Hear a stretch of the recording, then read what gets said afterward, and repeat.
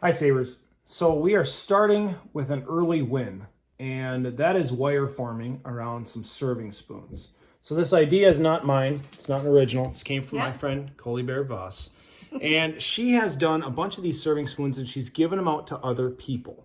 And I like that about this project, that it's not just about something you're going to produce for you. It's something you can produce that you can give to somebody else.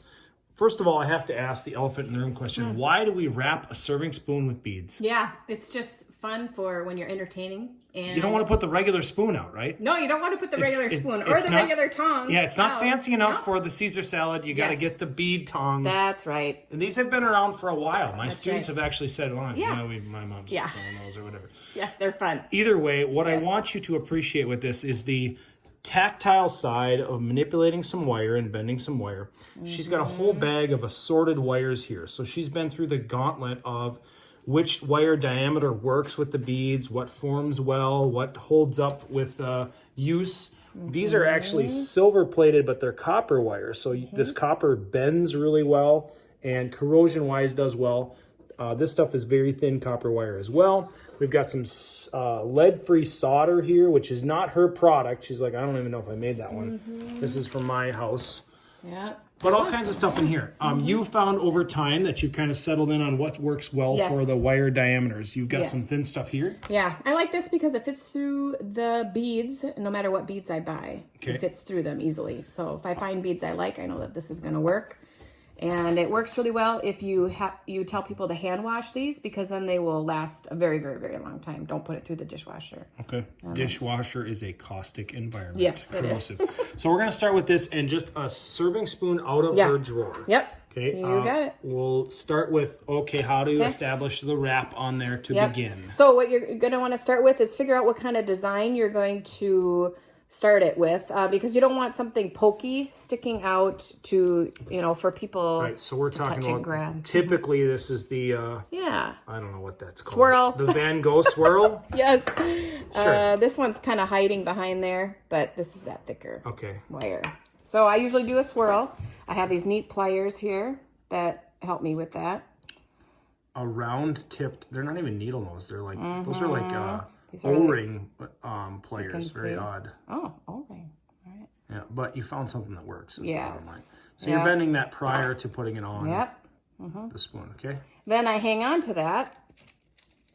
And let's see, you know what? I just kind of eyeball this, Joe. So it is important though that 2.5, 3 you are times. stretching out the material Yes. prior and getting it and rolling it out so it's 2.5, 3 times the length of the spoon, okay? Yep. Snip it then. You're committing. I'm Cutting the committing. wire right Yeah, away. you could always tie some extra on if you needed to and figure out how to put it through a bead and wrap it on there. But so then what I have to do is I hold that. You're pinning it against the base of the spoon. Yep. Okay. And then I start some wrapping around a few times. I'll show you here. I usually do about 3 to secure it. So good tension. Pull those to secure it. Now you're going to feed a bead on. Yeah. And this is where you can get creative. Let me turn it towards there. You can go and you could wrap it 3 more times if you want. Or what I've done also is you can even come across the beads or do a little zigzag. You can be creative there. Lock them down, or if there's some surface area. So the beads you have, Yep. some of class, them. are not just round. We got stuff that looks like strawberries and onyx nice. opals and all kinds of stuff. Wow. So yeah, there would be some options there. There is going to be issues with the width of the spoon is going to determine how those beads fit on there, right? That's so true. a serving tongs, we got a lot of real estate. We can double bead, etc. But a smaller spoon, we have to be conscious of, okay, it's only going to fit on there, so many directions. And it looks like with this one, we actually twisted and turned like 45-degree angle or whatever. So, Yes. okay. Yes. And so this is a good example where you could come across and do something like that. if you Lock want it in there. Yep. Okay. All right. And then you just keep on adding on the beads, whatever pattern or colors you want. And you just keep working on down the spoon and tightening it as you go. So different wires are going to have different properties. This is a copper wire that has a silver coating on it. So it's very malleable and it's going to retain whatever bend you put in it. Our stainless wire is not necessarily going to want to retain that bend. It's going to have more carbon, more spring, but you're going to have to maintain that tension. Like right now, she's just got this slack and it's just sitting there.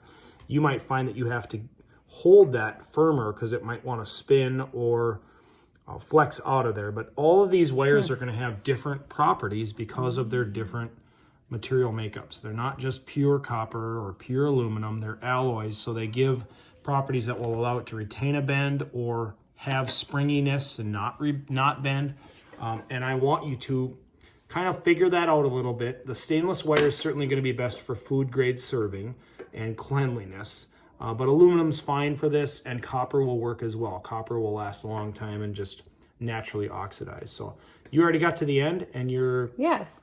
And I could have even made the wire a little bit longer. Okay. Because I did have fun wrapping it a bunch in between there Sure. and right there too. That added. So your swirl could go face inwards, or you could flip it and go out. But I've also seen people make like flowers. You can make like a flower to end it, or whatever kind of design. And that's really it. You put a couple wraps on the end and it's pretty secure. Yeah. If it's not secure, this is the trick on the back. I just put, can you see this, Joe? I'll zoom in. Yeah. Put some tweaks in it. Just do a little tweak. And that tightens everything down. Now sometimes, every once in a while, it'll break a bead. So do it carefully so you don't snap a bead. But Tip that down towards me a little bit. So we just put some tweaks into those ends to tighten up if there's a loose bead, etc. Sometimes this whole thing will go up and down. That's why that'll stop that. Sure. From So the spoon profile does matter a little bit. Okay. And who have you all given spoons to? I've sold them at craft events and given them to teachers, and I don't know, 50, 60 people, 70. I don't even know. All right. It's been fun through the years, though. There is no better way to serve a Caesar salad than off of a beaded set of tongs. This is good for coffee. All right. Thank you, Colleen. Yep.